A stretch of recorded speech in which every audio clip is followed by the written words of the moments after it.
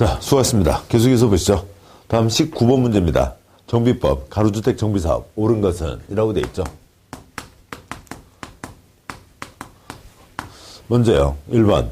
광역시의 군수는 정비구역 수립에서 정비구역을 지정한다. X. 틀렸죠.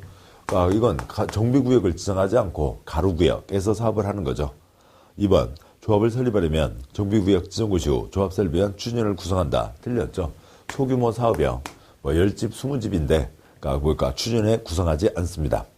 3번. 가로주택 정비사업은 가로구역에 있는 기존 단독주택 호수, 공동주택 세대수, 합판수가 10 이상일 경우에 시행할 수 있다. 틀렸죠. 단독주택만 있으면 10집 이상, 공동주택만 있으면 20집 이상, 둘이 같이 섞여 있으면 20집 이상이 기본이죠. 또 그 다음에 또 뭐라고 더 예외 규정이 있는데 그건 초점 아니고요. 4번. 가로구역이 경사지에 위치하지 않은 경우 평지에 있다고요. 건폐율 산정 기준 2분의 1 범위까지 완화할 수 있다. 뭔 소리인지 잘 모르겠고요. 4번이요. 시행자는 가로구역, 기존 단독주택 호수, 공동주택 세대수, 합한수 이상 주택을 공급해야 된다. 5번은 당연한 얘기죠. 뭐 사업을 한다고요. 사업을 하는데 사람을 쫓아내려고 사업해요? 아니죠. 만약에 10집, 20집, 30집이 있었다고 치자고요. 30집이 있었는데 거기다 집을 20집을 만들어요. 10집을 쫓아내고요. 아니죠. 원래 있던 수 이상은 하는 겁니다. 4번 뭔가 좀 복잡한 얘기지만 5번이 맞고요. 4번에 대한 해설은 그 옆쪽이죠. 281조 제일 아래 밑에서 셋째 줄 가로주택 정비사업은 해당 구역이 경사지에 위치한 경우에 건폐율 산정 때 주차장 부분을 건축면적에서 제외하는 식으로 기준을 완화할 수 있다. 경사지로 돼 있으면 깎아서 올라가니까 그 주차장으로 쓸 수 있다. 그거 빼주겠다. 그런 뜻이겠습니다. 4번이 그래서 틀렸다는 거고요. 그래서 5번이 맞죠. 4번 모르더라도 5번은 기본입니다. 다음 20번 문제요. 정비 기본계획 수립에 대한 내용으로 틀린 것은 있습니다.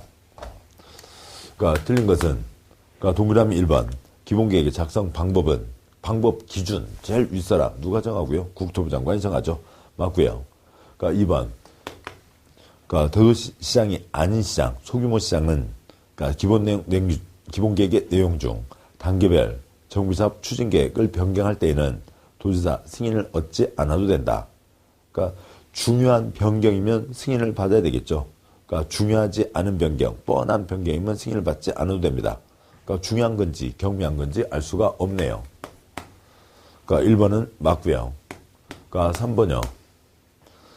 기본계획에 생활권별 기반시설 설치계획이 포함된 경우 기본계획에 포함될 사항 중 주거지 관리계획이 생략될 수 있다. 좀 약간 내용은 가끔 설명은 드렸는데 우선은 좀 복잡한 내용입니다. 4번이요. 대도시장은 지방도시계획의 심의를 거치기 전에 관계 행정기관장과 협의한다. 4번이요. 협의 거치고 심의 거쳐서 결정하는 건 당연한 거죠. 대부분이고요. 5번. 도지사가 기본계획을 수립할 필요가 없다고 인정하는 대도시가 아닌 시는 기본계획을 수립하지 않을 수 있다. 인구 15만짜리 수립하지 않아도 된다. 맞죠? 여기까지만 표시하시고 다음 문제 넘어가시자고요. 2번, 3번. 1, 4, 5는 맞다고 했으니까 다음에 와서 2번, 3번 읽으시고 그 다음에 잘 모르겠으면 그때는 모나미 2번, 3번 읽으면서 따질 수 있으면 해보는 거죠. 동그라미 3번이 틀렸고요.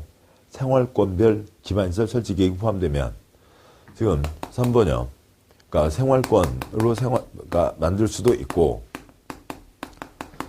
아니면 그 시 전체로 만들 수도 있죠. 우리 시 전체에 손볼 곳이 150곳이다. 근데 여기는 인천을 예를 들면요. 경인고속도로가 들어가니까 서부, 북부, 중부, 남부로 해서요. 할 수가 있는 거죠. 그래서 여기에 만약에 30개, 여기에 40개, 여기에 50개, 그러면 여기에 30개 이렇게 이제 정할 수가 있다는 거죠. 이게 생활권입니다. 그러면은 예정구역, 그다음에 단계별 추진계획, 정비계획 수립 시기 그것을 생활권별로 나눠서 쓸 수 있다는 거죠. 다음 쪽에서요. 해설에 동그라미 3번과 관련된 해설에 8번과 9번 정비 예정구역의 계략적 범위 150군데 30, 40, 50, 30 그다음에 단계별 추진계획, 이 중에 1차, 2차, 3차, 각각마다 1차, 2차, 3차, 1차, 2차, 3차, 각각마다 정비계획 수립 시기 나눠서 했으면 그러니까 따로 쓸 필요가 없다라고 하는 거죠. 생활권별로 썼으니까 모아서 따로 쓸 필요가 없다라고 하는 겁니다. 그래서 3번이 틀린 내용이고, 그러니까 그 뭐예요? 주거지 관리계획은 생략해서는 안 되는 기본 중요한 사항이죠. 이런 것을 생략할 수 있다는 겁니다. 뭐 동그라미 2번은 단계별 추진계획 1차, 2차, 3차 그거 조금 바꾸는데 큰 차이 없다라고 하는 그런 취지인겠죠. 그래서요. 그러니까 20번 문제. 그러니까 1, 4, 5는 뻔한데 2, 3 중에 답이 걸려 있으니까 그래서 어려운 문제가 되는 겁니다. 그러니까 1, 4, 5는 선생님은 뻔한데 나는 뻔하지 않은데요. 5번 들으시면 다 뻔해져요. 그러니까 21번 문제예요. 그러니까 조합에 대한 내용으로 옳은 것은 1번. 그러니까 토지등 소유자가 도시환경 정비 사업을 시행하고자 할 때, 그러니까 토지등 소유자로 구성된 조합을 설립하여야만 한다. X예요. 도시환경 정비 사업은 그러니까 소유자가 할 수도 있고 조합이 할 수도 있죠. 팥죽 할머니가 할 수도 있죠. 조합만 하는 거 아닙니다. 동그라미 2번. 100명 이하 조합에는 2명 이하의 이사를 둔다. 뭐 그 표현이 좀 그러니까 그 숫자까지는 많이 안 봤습니다만, 그 중요하고 않고는 뭐고요? 그동안 많이 나왔냐 안 나왔냐인 거죠. 많이 나오지 않은 겁니다. 그러니까 2번 뒤에 해설해서 보도록 하시고요. 3번 재건축 추진회가 재건축 주택단지가 아닌 지역이 포함된 정비구역에서 조합을 설립하고자 할 때 주택단지가 아닌 지역 안에 토지 면적의 4분의 3 이상 토지 소유자의 동의를 얻어야 된다. 여기 대부분 그렇지 않죠. 그러니까 작은 땅 가진 사람 땅땅거리는 소유자 얼마, 큰 땅 가진 사람 땅땅거리는 면적 얼마가 같이 가는 거죠. 그러니까 3번 틀렸고요. 그러니까 뭐고요? 박삼돌이죠. 박삼돌 씨 계세요? 인 거죠. 주택단지 밖에다가는 소유자 4분의 3, 면적 3분의 2, 둘요. 셋 중에 둘인 거죠. 동그라미 4번.